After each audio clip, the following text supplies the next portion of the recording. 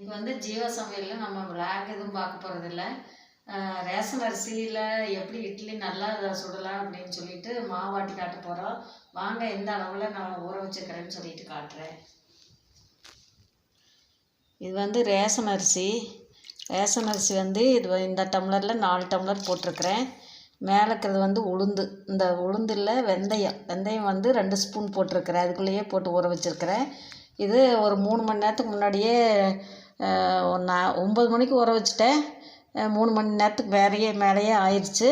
அப்புறம் அது கூட வந்து இதே டம்ளரில் 4 டம்ளர் இட்லி அரிசி ஊற வச்சுருக்கிறேன். அப்புறம் அதுக்கு வந்து நான் 4 டம்ளருக்கு இதில் 1 டம்ளர் உளுந்து போடுவேன். நல்லா இட்லி நல்லா வரும். உளுந்து வந்து 2 டம்ளர் உளுந்து, 8 டம்ளர் அரிசிக்கு 2 டம்ளர் உளுந்து போட்டு ஊற வச்சுருக்கிறேன். இது எப்படி ஆட்டி எடுக்கிறேன்னு சொல்லி பாருங்கள். இப்போ வந்து உளுந்தை நம்ம போட்டுக்கலாம். உளுந்து வந்து கொஞ்சம் வச்சிடணும். ஒரே வாயில் போட்டுட்டு ஒரு 1.5 டம்ளர் உளுந்து போட்டுட்டு கொஞ்சம் வச்சிடணும். அது எதுக்குன்னு உங்கள்கிட்ட அப்புறமா சொல்கிறேன்.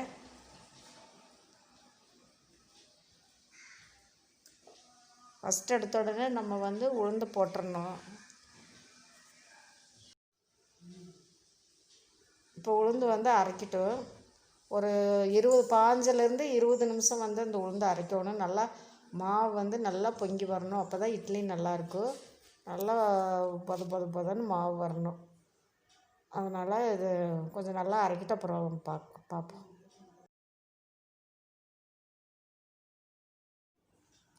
வந்து உளுந்து ஓரளவுக்கு அரைப்பட்டுருக்குது. நம்ம அந்த ஓரமெல்லாம் எடுத்து விட்டு இன்னும் கொஞ்சம் நேரம் ஆட்டுட்டு இன்னும் கொஞ்சம் மாவு வரணும்.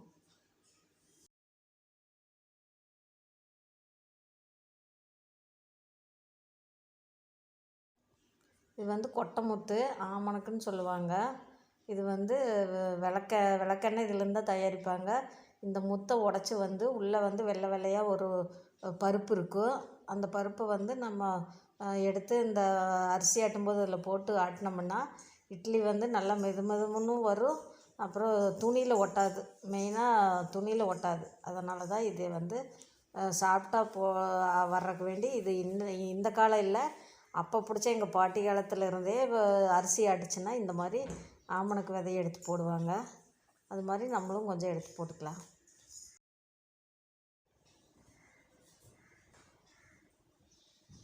இப்போ உளுந்து வந்து நம்மளுக்கு நல்லா அரைப்பட்டு வருது.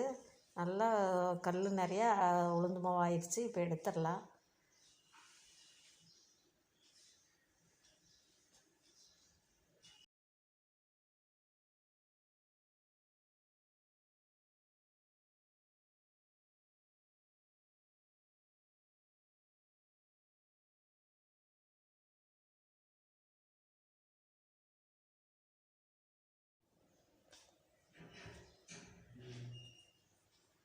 இப்போ உளுந்து மாவு வந்து நம்ம எல்லாத்தையும் எடுத்து முடிச்சிட்டோம். கடைசியில் வந்து நம்ம கல்லுலேயே கொஞ்சம் உளுந்து விட்டுறணும். கல்லில் கொஞ்சம் உளுந்து விட்டுட்டோம்னா அது கூடயே அரிசி போட்டுக்கலாம். அப்படி போட்டுச்சுன்னா நம்மளுக்கு வந்து வெறும் அரிசியாக போட்டு ஆட்டும்போது இறுகிரும். ஆனால் இந்த கொஞ்சம் உளுந்து கூட நம்ம அரிசி சேர்த்து ஆட்டினோம்னா கல் வந்து இறுகாது, ஈஸியாக எடுத்துக்கலாம். இப்போ நம்ம வந்து உடச்சி வச்சுக்கிற இந்த கொட்டைமுத்து விதைகளெல்லாம் இது கூட கலந்துக்கலாம். அரிசி கூட இதெல்லாம் ஆட்டும்போது நம்மளுக்கு வந்து மாவு இட்லி வந்து நல்லா சாஃப்டாக வரும். ரேஷன் அரிசி வந்து நம்மளுக்கு ரொம்ப உடம்புக்கு நல்லது. ஆனால் நம்ம வந்து பெரும்பாலும் அதை ஜாஸ்தி உபயோகப்படுத்துறதில்ல. இந்த மாதிரி இட்லி தோசைக்கு போடும்போது நம்ம அதைய சேர்த்து போட்டோம்னா நம்மளுக்கு அது பயனுள்ளதாக இருக்குது. ஏன்னா அது வந்து நல்லா நல்லா பாலிஷ் பண்ணாத அரிசி.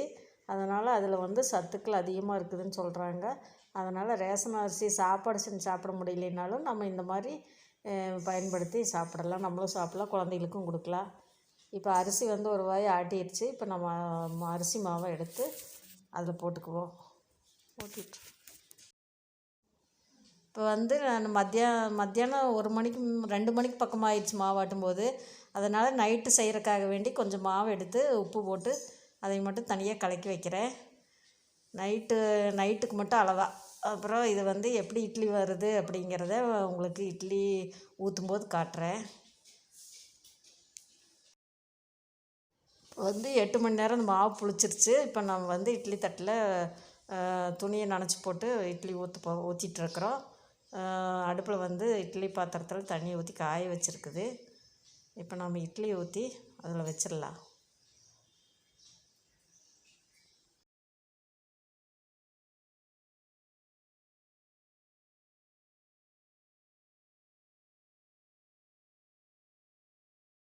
இப்போ மேலே இருக்கிற இன்னொரு தட்டுலேயுமே மாவு ஊற்றிடலாம். மாவு ஊற்றி இட்லி பாத்திரத்தை வச்சு மூடி வச்சு இட்லி அவிச்சிடலாம். இட்லி அவிச்சிட்டு எப்படி இட்லி வந்திருக்குதுன்னு காட்டுறேன் பாருங்கள்.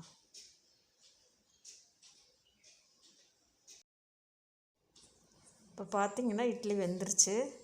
நம்ம தண்ணி தொளிச்சுட்டு கையிலேயே குத்தி பார்த்துக்குவேன். நான் எப்போவுமே எனக்கு அது வெந்துருச்சான்னு தெரியும். அப்புறம் பச்சை தண்ணியை அதில் தொளிச்சு விட்டு நம்ம இட்லி எடுத்துடலாம். பச்சை தண்ணி தொளிச்சு விட்டால் ஈஸியாக இட்லி வந்து நம்ம எடுக்கும்போது வந்துடும். அப்படியே தட்டோடு எடுத்து நம்ம அப்படியே இன்னொரு தட்டில் கவுத்துடலாம்.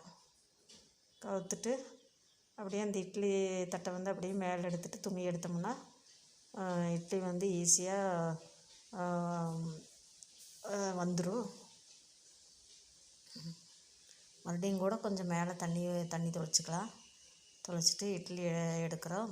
பார்த்திங்களா எப்படி கொஞ்சம் கூட துணியிலையே ஒட்டாமல் இட்லி வந்து எவ்வளோ சூப்பராக வந்துருச்சுன்னு. இது ரேஷன் அரிசி பாதி இட்லி அரிசி பாதி கலந்து தான் போட்டிருக்குறோம். ஆனால் பார்த்தா அப்படி தெரியவே தெரியாது.